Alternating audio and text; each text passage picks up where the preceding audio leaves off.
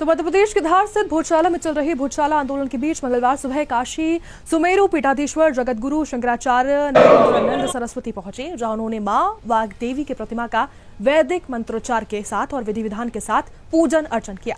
शंकराचार्य के आगमन की सूचना मिलते ही बड़ी संख्या में श्रद्धालु, संत समाज और हिंदू संगठनों के कार्यकर्ता भोजशाला परिसर में पहुंचे। पूरे परिसर में जय श्री राम और मां वाग्देवी के जयकारों से माहौल भक्तिमय हो गया। पूजा अर्चना के दौरान हिंदू महासभा के प्रदेशाध्यक्ष जितेंद्र सिंह ठाकुर समेत कई पदाधिकारी नजर आए। श्रद्धालुओं ने पुष्प वर्षा की, शंकराचार्य जी का स्वागत किया। प्रशासन की ओर से परिसर में सुरक्षा के भी कड़े इंतजाम नजर आए और अधिकारी लगातार स्थिति पर नजर भी बनाए हुए थे। बताया भी जा रहा है कि भोजशाला आंदोलन में लगातार सक्रिय भूमिका निभा रहे शंकराचार्य नरेंद्रानंद सरस्वती महाराज ने मां वाग्देवी के दर्शन किए, देश और समाज में सुख शांति की कामना की। इस दौरान उन्होंने श्रद्धालु को संबोधित किया और सनातन जो संस्कृति है, धार्मिक स्थल है, उनकी गरिमा बनाए रखने का संदेश दिया। भोजशाला परिसर में महिलाएं और युवाओं की बड़ी मौजूदगी देखने को मिली। श्रद्धालु ने इसे ऐतिहासिक बताया, गौरवपूर्ण क्षण बताया। वहीं भोज उत्सव समिति के पदाधिकारियों ने शंकराचार्य जी का पुष्पमाला और भगवा दुपट्टा भेंट कर सम्मान उन्हें दिया। इस दौरान सुदर्शन न्यूज की रिपोर्टर नयन लवंशी में से चर्चा में शंकराचार्य नरेंद्रानंद सरस्वती महाराज ने कहा है कि धर्मयोद्धा डॉक्टर सुरेश चावड़के जी ने मीडिया के माध्यम से भोजशाला के लिए जो भी काम किया है, वैसा काम हमेशा अन्य मीडिया संस्थानों को भी करना चाहिए।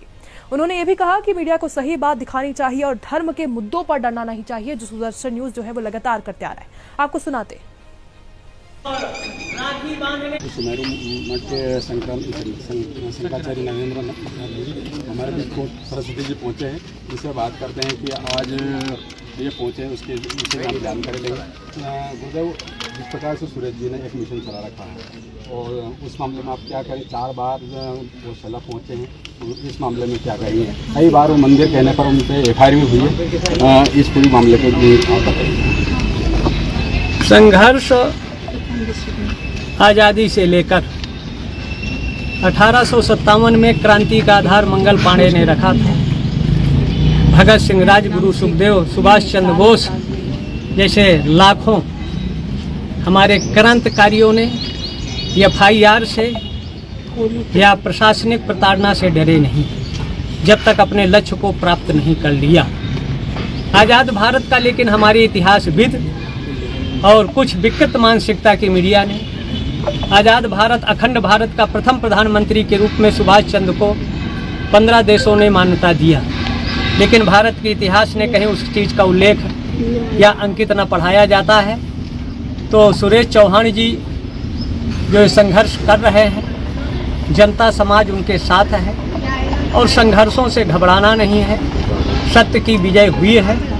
ये भोजशाला भी सैकड़ों साल के संघर्षों, बलिदानी, कितने लोग यहाँ बलिदान सर कटाया, लेकिन आंदोलन कभी रुका नहीं और झुका नहीं। सदैव नेता लोग अपने राजनीतिक दृष्टि से कि जब चुनाव आता है तब इनको धर्म याद आता है, लेकिन ऐसे अयोध्या का संघर्ष हुआ, सफलता हमको मिली। विश्वेश्वर की भी चल रहा है, ये सरस्वती की भोजशाला में भी सफलता मिली है। और जितने धर्म स्थल हैं हमको आवाज़ उठाना चाहिए, समाज को एकत्र करना चाहिए।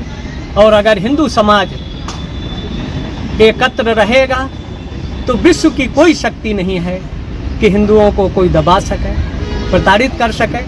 लेकिन थोड़ा बहुत तो संघर्ष सबके जीवन में है। संघर्ष के बिना शांति नहीं है और बिना क्रांति के शांति नहीं है।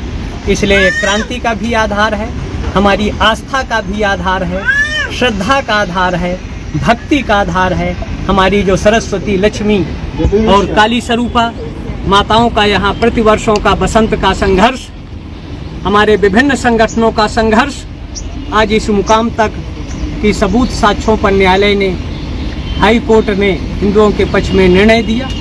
विधर्मियों का कुचक्र समाप्त हुआ, लेकिन उन विधर्मियों को वो आस्था या आपके दास बनकर रहेंगे, उसी समय उनको रोकना चाहिए, टोकना चाहिए। और अगर कोई कुत्सित प्रयास करता है तो उनको ठोक देना चाहिए, तभी आस्था, श्रद्धा और देश भक्ति कायम रहेगी, सुरक्षित रहेगी। भोजशाला का निर्णय हिंदुओं के लिए प्रसन्नता का विषय है। सरस्वती का भोजशाला का खोया हुआ गौरव, मान सम्मान, और यहाँ से एक ऐसा मैसेज जाएगा कि दुनिया में शांति, सद्भाव, एकता का निर्माण हो। तो सुदर्शन मध्य प्रदेश आप देख रहे थे। ऐसी खबरों के लिए लगातार देखते रहिए सुदर्शन मध्य प्रदेश।